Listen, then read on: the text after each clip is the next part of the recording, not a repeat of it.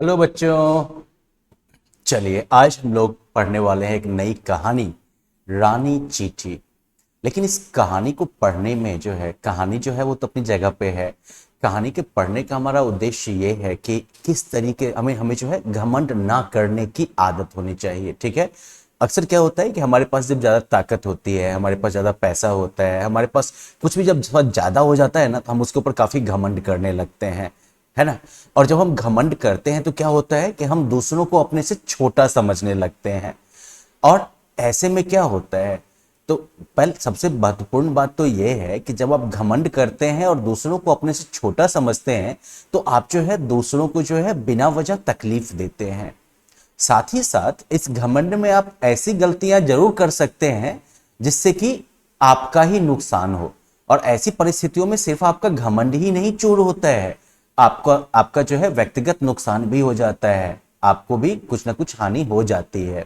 और इसलिए जो है हमें घमंड नहीं करना चाहिए, हमें जो है विनम्रता पूर्वक रहना चाहिए कि हमारे पास जो कुछ भी है इसके लिए हम जो है हमेशा कृतज्ञ रहें कि किसी न किसी की वजह से ही हमारे पास जो है वो चीज मौजूद है। लेकिन साथ ही साथ दूसरों के प्रति हमेशा अपने व्यवहार को जो है इज्जत से इज्जत वाला रखना चाहिए, विनम्र रखना चाहिए। ठीक है ना। ऐसा नहीं हो कि हम दूसरों को जो है अपनी श्रेष्ठता दिखाने के चक्कर में हम जो है दूसरों को तकलीफ दे दें, दूसरों का मन जो है वो तोड़ दें। तो चलिए पहले इस कहानी को पढ़ते हैं और फिर देखते हैं कि इन चीजों का कैसे ज्ञान हमें मिलता है। तो भाई देखो, पहले की बात है, एक था जंगल और उसमें एक घमंडी शेर रहता था। घमंडी मतलब जिसको कि अपने आप पर बहुत घमंड हो। और शेर को किस बात पर घमंड था? तो शेर को अपने बल पर बहुत घमंड था। और चूंकि उसे अपने बल पर बहुत घमंड था, इसलिए वो क्या करता था, तो वो सभी को अपने से छोटा समझता था। और इसी घमंड की वजह से उसने क्या किया, तो एक दिन उसने घोषणा करवाई कि सभी लोग उसे आकर प्रणाम करें। अब भाई शेर है, वाकई उसके पास जो है बल है, वो किसी का नुकसान पहुंचा सकता है। तो इसलिए बहुत सारे जानवर जो थे वो मान लिए बात, चलो भाई ताकतवर के सामने तो झुकना पड़ता ही है। तो अगले दिन एक एक करके सभी जानवर शेर महाराज को प्रणाम करने आए। अब शेर ने इधर उधर देखा और बोला, अरे चींटियां नहीं आई अभी तक।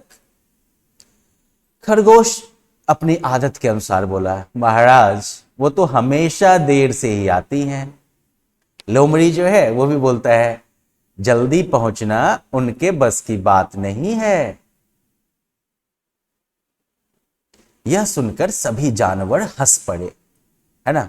अब चूंकि सभी जानवर हंस पड़े तो शेर को और गुस्सा आ गया, क्योंकि उसके घमंड में गुस्ताखी हो गई ना, उसके शान में गुस्ताखी हो गई। उसे लगा कि चींटियां जो है वो मेरा इंसल्ट कर रही हैं कि उन्होंने मेरे डर से अपना टाइम टेबल नहीं बदला।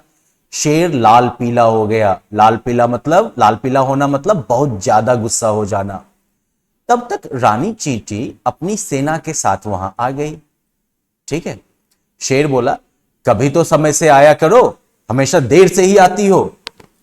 रानी चींटी बोली, महाराज रास्ते में बारिश का पानी भरा हुआ था, इसलिए हमें आने में थोड़ी सी देर हो गई। रानी चींटी ने क्या कहा कि रास्ते में थोड़ा सा बारिश का पानी भरा हुआ था, इसलिए हमें आने में थोड़ी सी देर हो गई, है ना। चलो थोड़ी सी देर हो गई। अब शेर का गुस्सा बढ़ गया। उसने आव देखा न ताव और बोला, मतलब कि उसने फटाक से बोला, बिना कुछ सोचे समझे बोला। आव देखा न ताव मतलब इधर उधर कुछ नहीं देखा, कुछ नहीं सोचा, सीधा बोल पड़ा, एक तो देर से आती हो, ऊपर से मेरे सामने जवाब देती हो, चुप हो जाओ वरना अभी जान से मार डालूंगा। भाई रानी चींटी यह सब देखकर परेशान हो गई। वो सोचने लगी कि क्या करें। तभी उसे एक उपाय सूझा। वो तुरंत अपने मित्र कन खजूरे के पास गई और धीरे से उसके कान में जाकर कुछ कहा। कन खजूरा वो भी एक छोटा सा इंसेक्ट ही होता है, कीड़ा ही होता है। अक्सर जो है ये सोए हुए अवस्था में जब लोग जमीन पर सोया करते थे ना, तो कई बार जो है कन खजूरा जो है वो कान में घुस जाता था और ये जो है कानों में बहुत तकलीफ देता था। तो रानी चिट्टी ने क्या किया, वो फटाक से जो है कन खजूरे के पास पहुंच गई, उसके कान में जाके कुछ कहा। दोनों ने एक योजना बनाई और मंद मंद मुस्कुराने लगे। चलो अब योजना क्या बनी वो थोड़ी देर में समझ में आएगा। अब उधर शेर भोजन करके विश्राम करने लगा, आराम करने लगा। कुछ ही देर में उसे नींद आ गई। कनखजूरा चुपके से शेर के कान में घुस गया। यही था प्लान।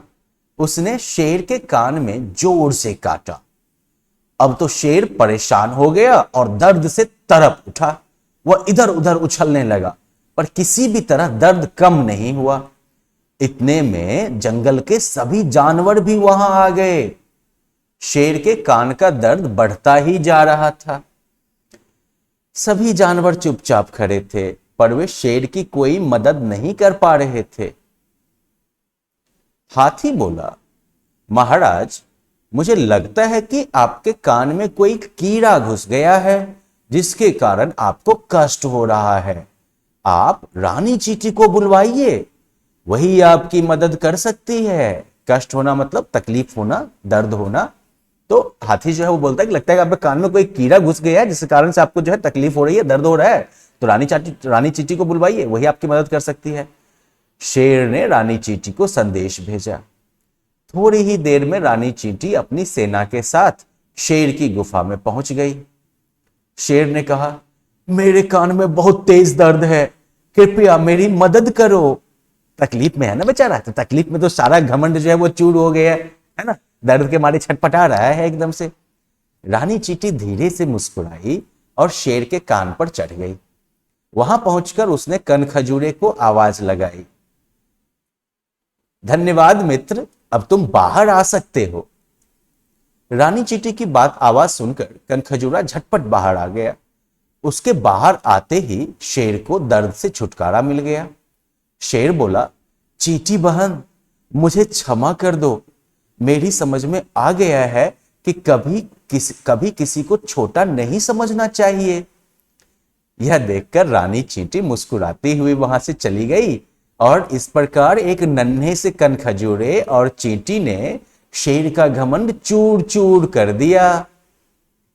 तो चलो, इस कहानी से आपको क्या सीख मिलती है कि कभी किसी को अपने से छोटा नहीं समझना चाहिए, अपने आप पर बहुत ज्यादा घमंड नहीं करना चाहिए, क्योंकि जब हम घमंड करते हैं तो हम दूसरों को तकलीफ देते हैं, और दूसरों को तकलीफ देना अच्छी बात नहीं है, क्योंकि अगर वो आपको तकलीफ देने पे आ गए तो आपका भी नुकसान होगा ना, है कि नहीं।